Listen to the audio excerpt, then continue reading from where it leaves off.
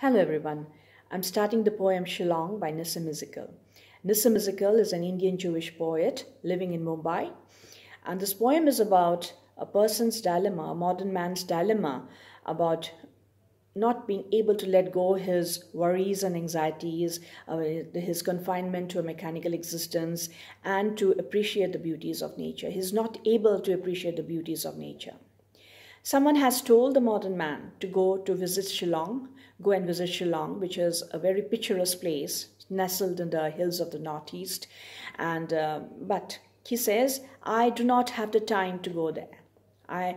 Who cares? Okay, but what's the use? He says it's no use to go and appreciate the beauties of nature. He is incapable of doing it. So he's very far from nature, far from the hills, but he is very much confined with to his mechanical existence, to his cares and worries, problems and anxieties. Let's start the poem then. A quieter place, but what's the use? Its slower rhythm flow beyond my reach. The small river far beneath the hill is hardly real. Alone in my familiar unease, I try to look at it, a picture owned by someone else. So what does he say? He knows that Shillong is a very quiet place. It is moving at a very slow rhythm. But he says, what's the use? He finds no necessity of going and unwinding or being inspired by the beauties of nature. The slower rhythms flow beyond my reach. The small river far beneath the hill is hardly real.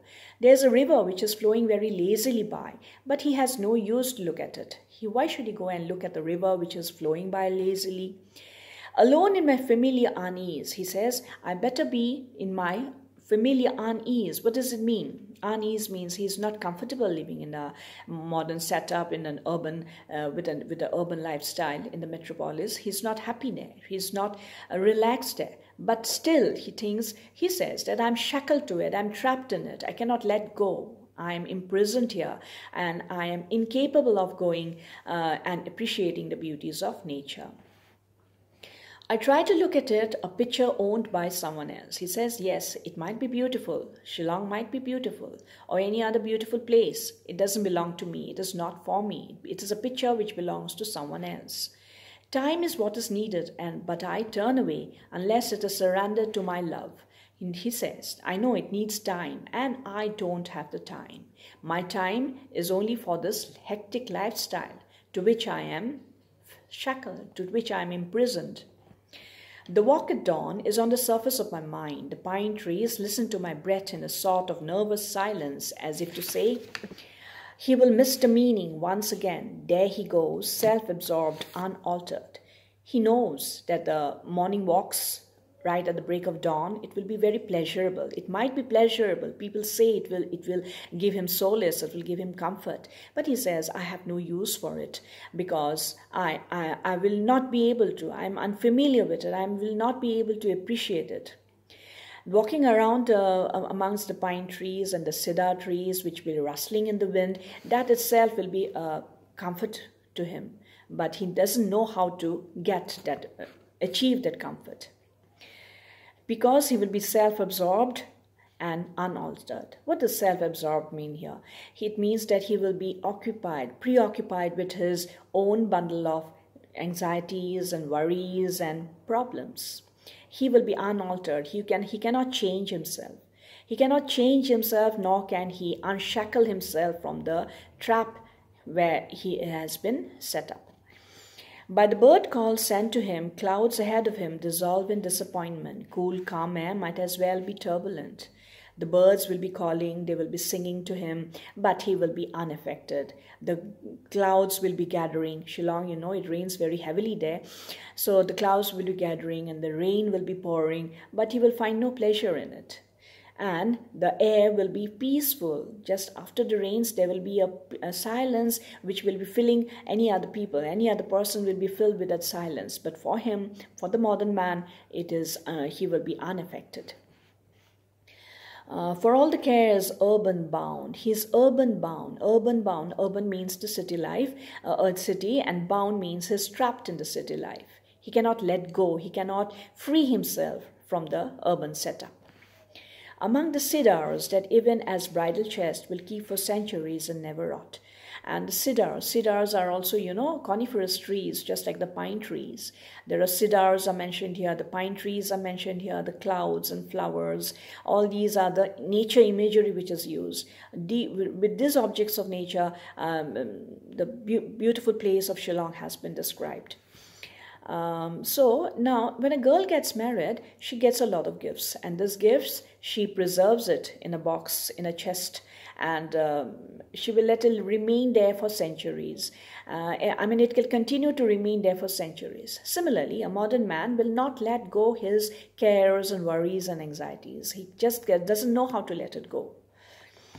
I see the things I cannot see. The silence pours itself into my ears. A sudden flower waves to me. He will be seeing beautiful flowers there. Shillong, is full of flowers, blooming flowers, colorfully beckoning to him, but he has no time to stop and stare. I stop and pass the time of day with a yellow-black ladybug sitting still upon the green leaf, accepting sorceries and secrets unsuspected in my freed, overstrained, pedantic, all-knowing, claustrophobic point of view. And as he will be walking by, he will suddenly see a ladybug. Ladybug is an insect. It has yellow and black wings.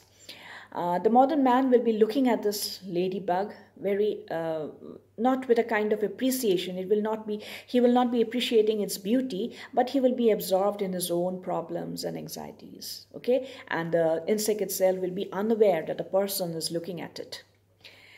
The modern man, he is well versed in all kinds of information. He has a lot of knowledge. He's like an encyclopedia. He knows all the statistics. Okay, but this is overstraining to him. What he doesn't know is to unwind, to appreciate the beauties of nature, to let go the modern shackles, the mechanical existence. He doesn't know how to let it go and to commune, to have a communion with nature. So his life has become very claustrophobic. It stifles him. He feels imprisoned with his lot of knowledge, pedantic knowledge. Pedantic is having a lot of knowledge. Okay, pedantic means knowledgeable.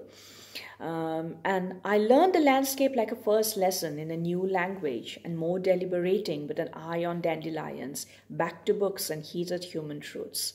So he says he knows everything about Shillong. He can read it up. He can gather information, just like he can study the anatomy of a dandelion. Dandelion is a flower.